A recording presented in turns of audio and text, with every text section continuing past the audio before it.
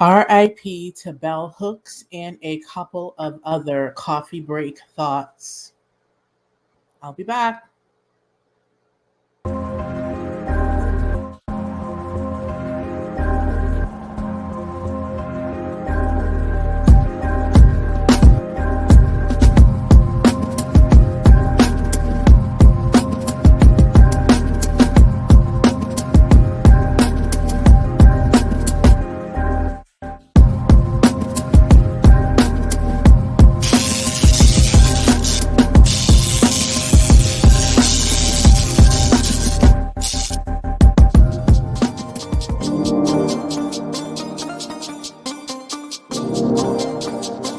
Hello, and welcome back to Coffee Rhetoric. I'm Tiffany J, and I am back with another quick coffee break thought. I've got my coffee in my Black feminist writer's mug, and you can find this mug on my Teespring shop. Um, and then you can get access to that on coffeerhetoric.com. I always forget that I have a Teespring store that I put up a while ago, but on that note, I wanted to come through with a couple of quick coffee break thoughts. First and foremost, I wanted to commemorate the memory of a scholar, an intellectual, and a Black feminist giant, and someone who helped impact my life as a Black woman and as someone who very proudly and openly advocates for feminism, because I know it's not very popular for Black women to openly claim feminism, but this was a woman, one of the women who truly impacted me. And also, she was my introduction to Black feminist theory. And it started with the book, Talking Back, Thinking Feminist, Thinking Black, which I found when I was around 19 years old at a college book fair. That book was my introduction into what's known as Black feminist scholarship, aka Black feminist theory. And that is bell hooks. Bell hooks recently passed a couple of days ago. Another just amazing person and trailblazer gone. And if you know anything meaningful about feminism, particularly Black feminism, or about womanism, really, you would know that bell hooks made a significant impact on Black feminist scholarship and just on feminist scholarship in general. Like I said, Talking Back, Thinking Feminist, Thinking Black was my very young introduction into what's known as Black feminist theory. It's just, she's written so many just really impactful essays and books, and just an amazing mind. Another one of her classic works of feminist scholarship, again, that impacted the way I think, that impacts what I know about feminism and Black feminist scholarship, was her book. Um, ah, Ain't I a Woman? I had to think about that for a second. Ain't I a Woman? Black Women in Feminism, which is another very impactful work by bell hooks. And it's a must read for Black women, whether you openly identify as a feminist or not. It's for all women, her work, period. And it's properly titled, Ain't I a Woman is properly titled after Sojourner Truth's slavery speech of the same name. And that was the speech Sojourner Truth delivered. Sorry, I'm falling apart here. That she delivered at a women's convention in Akron, Ohio, in 1851, and in Bell's book, Ain't I a Woman, she examines the intersections of racism and sexism and on Black women. And if you know who Kimberlé Crenshaw is, you would know that Kimberlé Crenshaw coined the term intersectionality. Intersectionality is just a metaphor for understanding the ways that multiple forms of inequality or disadvantage sometimes compound themselves, and they create obstacles that often are not understood within conventional ways of thinking about anti-racism or feminism or whatever social justice advocacy structures we have. She talks about the intersections of racism and sexism. So anyway, Bell Hooks in that book, Ain't I a Woman, she tackles the effects of racial stereotyping and the impact racial stereotyping has had on Black women. And I think if you're someone wanting to explore some of Bell's work, that's another book or work that's high on the list of recommends. And also in Bell Hooks's essay, Love as the Practice of Freedom, excellent essay, which you can easily find that essay online for free, or you can find it in her book, Outlaw Culture, Resisting Representations. And in that essay, Bell Hooks makes the case for radical love as a way towards true liberation, and especially self-love, radical self-love, which a lot of Black women could use more of. Sorry, I'm just there we go. Get myself together. And I think in um, in this essay, in Love is the Practice of Freedom, Bell Hooks like I said, she makes the case for radical self-love as a way towards true liberation and self-determination. And she wrote in that essay, I got my quote right here, because this is one of my favorite quotes out of that essay. But Bell Hooks wrote, "In this society, there's no powerful discourse on love emerging either from politically progressive radicals or from the left.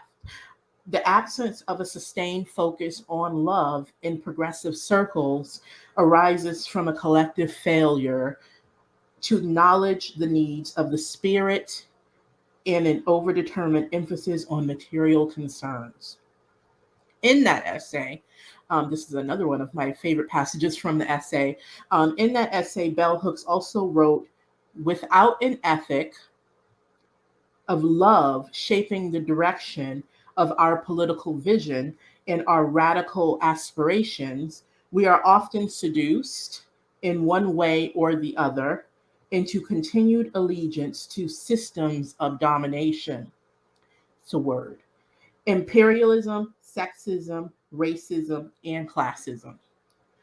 It has always puzzled me that women and men who spend a lifetime working to resist and oppose one form of domination can be systematically supporting another. And that is indeed a word from Bell Hooks. You know, I'm always kind of amused when I hear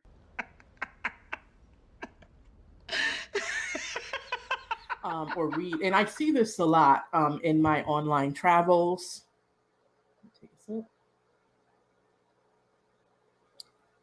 I'm always amused when I hear Black women kind of parroting like ahistorical, kind of like these ahistorical, convoluted opinions about feminism as a way to kind of pander to misogynist men who really don't know what they're talking about.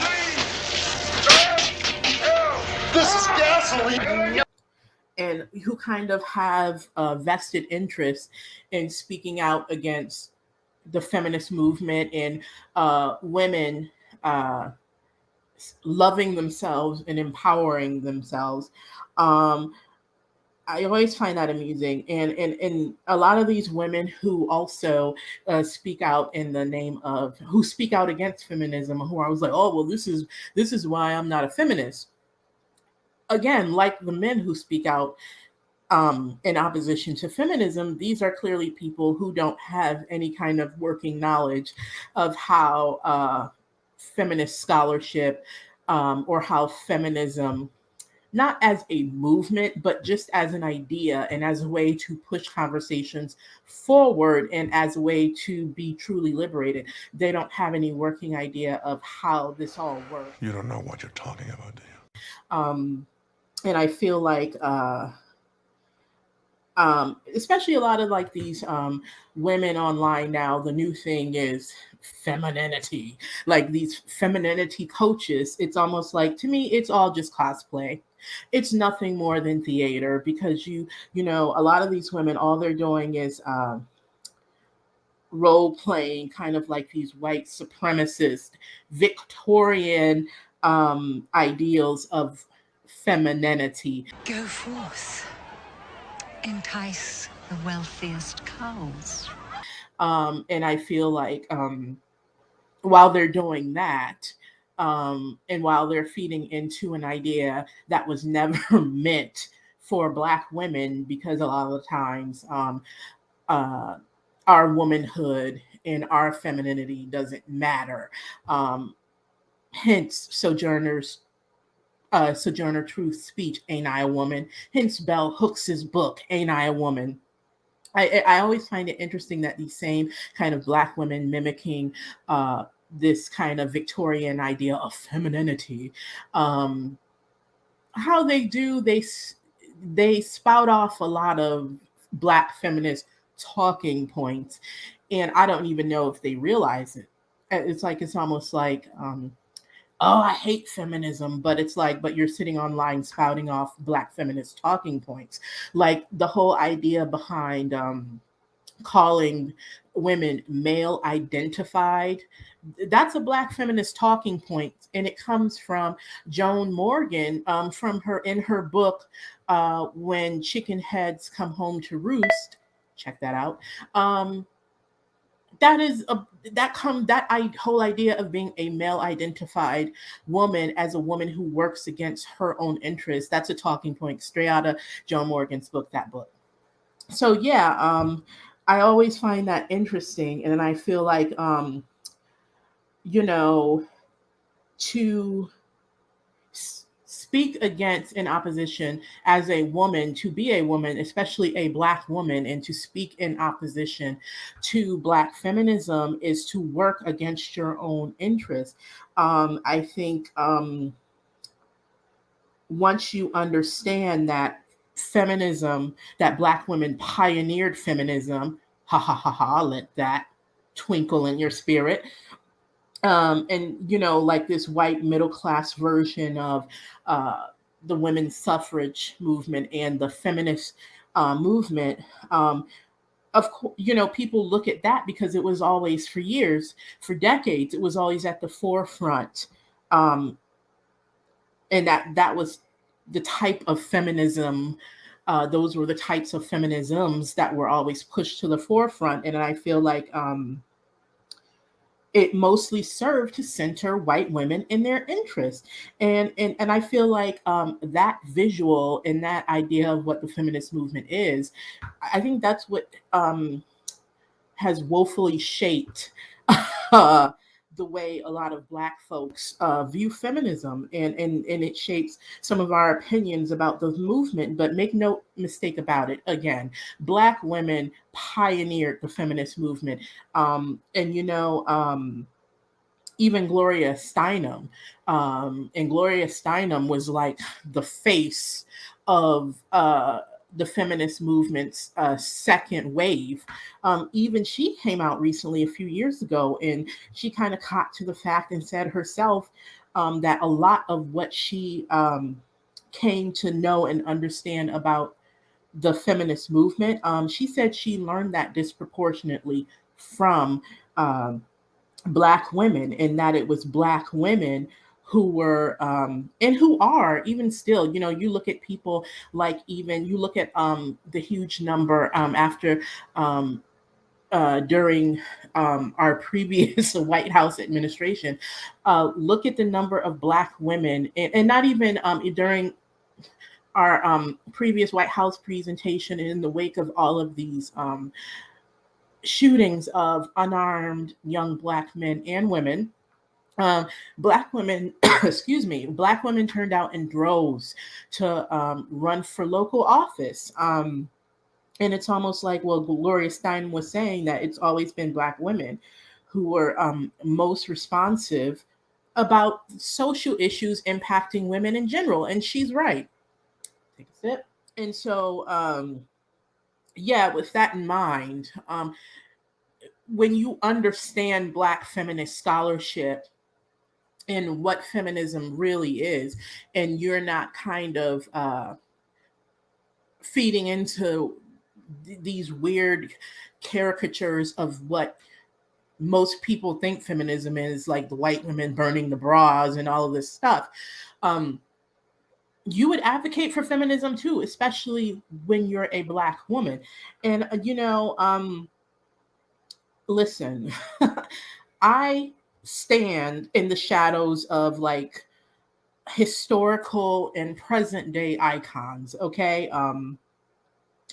Harriet Tubman, Sojourner Truth, Ida B. Wells, Anna J. Cooper, Claudette Colvin, Shirley Chisholm, Audre Lorde, Zora Neale Hurston, Pat Parker, Alice Walker, Toni Morrison, Maya Angelou, Joan Morgan, Kimberlé Crenshaw, Bell Hooks.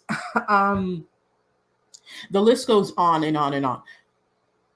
So, with those people, with those trailblazers, um, there's no way I would rebuke the impact of Black women like that. And there's no way I would rebuke Black feminism as a Black woman. Not when I stand in the shadows of all those women, dynamic women I just named. I wholeheartedly embrace being a Black feminist. I don't have any qualms advocating in the name of Black feminism, because I read, and I read books, I do research, and I understand uh, what it truly means to me, not just as a Black woman, but the entire community. And I'll forever be grateful to Bell Hooks for her work, for her radical love, and for her bravery. And honestly, I encourage everybody, men included, to read Bell Hooks's work.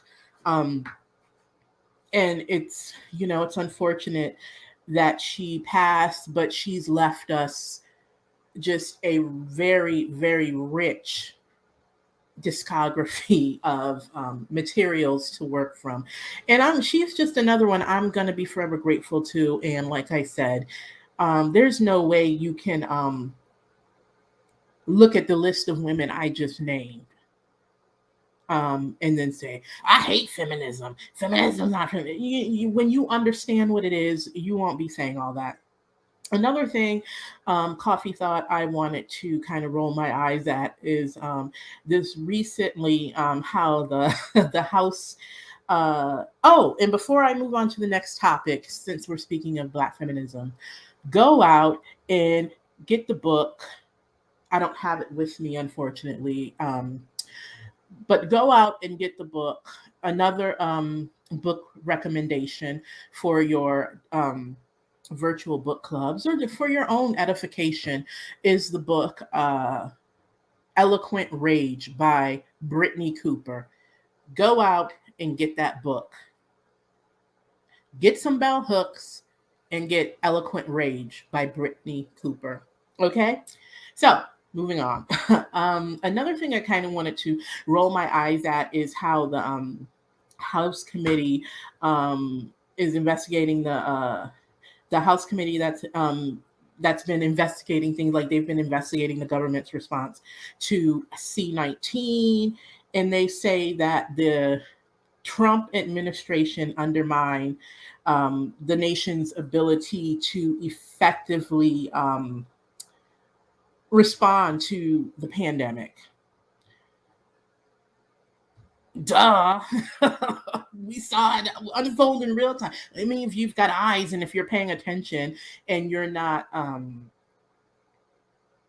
brainwashed, and in the new report, the House Select Subcommittee on C-19 said that administration, how they were responsible for a series of critical failures. Duh. And how those failures undermine the nation's ability to respond effectively. And they also claim that that administration prioritized politics over science in its response to the pandemic, and how the Trump administration's apparent disregard of clear, urgent warnings about the looming coronavirus C-19 crisis, because I know you can't say that word on here. It's very touchy, how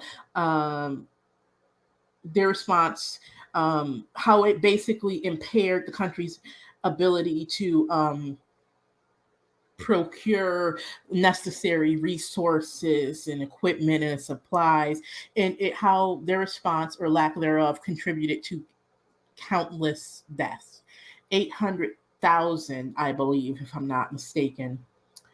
And again, I say, duh, we saw it all unfolding. If you've got eyes and you're paying attention and you're not a dum-dum and you're not brainwashed, you saw all that. And then meanwhile, he was secretly getting the vaccine and getting boosted while discouraging other people to do it.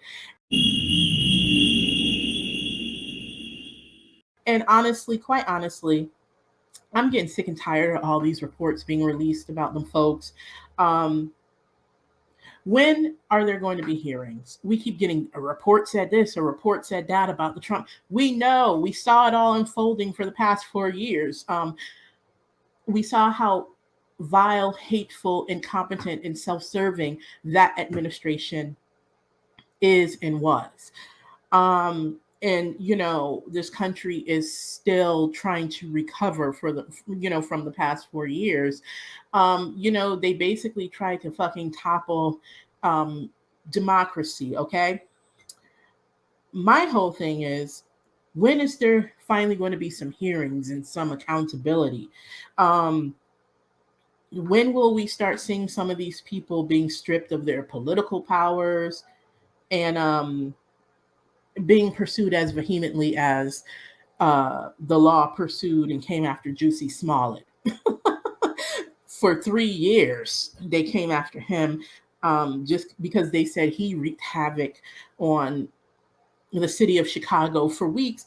But, you have these nefarious political leaders colluding to wreak havoc on this whole entire country's democracy as we know it. So I get it. It's necessary to report this stuff, but I'm kind of sick of hearing about the reports that came out. I'm ready to see when these people are going to start being held accountable. But anyway, I'm just going to leave that alone. That is what it is. Just wanted to share a quick thought. And before I sign off, I may be doing a live stream, a New Year's Eve live stream. So I thought that would be fun. I might be doing that in collaboration with someone. We'll see. And if I do end up doing a New Year's Eve live stream, rest assured I'm going to cut the fool on here, and I'm going to be sipping on some type of wine and toasting, and that'll probably happen between the times of 8 p.m. and 10 p.m. I'm guessing. Somewhere in there is when I'm going to start live streaming. It definitely will be in the evening, a couple hours before midnight. but I will be sure to schedule it. I don't have a community wall or anything, so just look out for a scheduled live stream on New Year's Eve. It should be fun. I may even drop the link and invite you all, whomever with some sense, to come up on the panel to cut the fool with me. So on that note, signing off. Stay safe.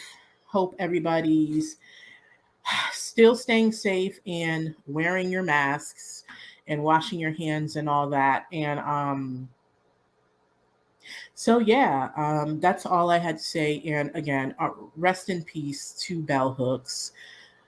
I highly encourage you, if you don't know anything about her work, to go do some deep diving and some exploring and get your Black feminists writer's mug. www.coffeerhetoric.com. For us, there is no seduction of power. There is no idea that, oh, well, if I just do the right thing with my dick, I will be able to enter into the power of patriarchy. And so I think that those things are just so intimate and deep in our lives right now, this sense of also the distance that's growing between Black females and Black males around, I think, these very issues.